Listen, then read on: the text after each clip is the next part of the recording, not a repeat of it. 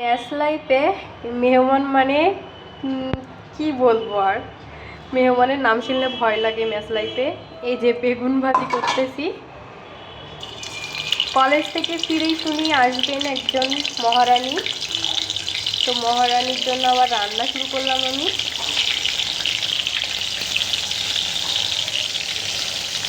মহারানী যদি সকালে বলতো তাহলে মহারানীর জন্য আমি একটু ভালোভাবে আয়োজন করতে পারতাম, অনেক দিন পরে আসছে।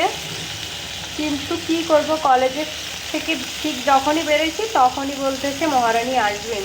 আর এই শর্ট টাইমের মধ্যে যে কিভাবে সব কিছু ম্যানেজ করবো বুঝতে পারছি না। এই আমের টক বানাবো, আর এই যে চিকেন কুটে পরিষ্কার করে রাখছি, চিকেন বানাবো। রান্না হয়ে গেছে। এই মহারানী কি বলবো, এখন আমার কিছু বলার নাই।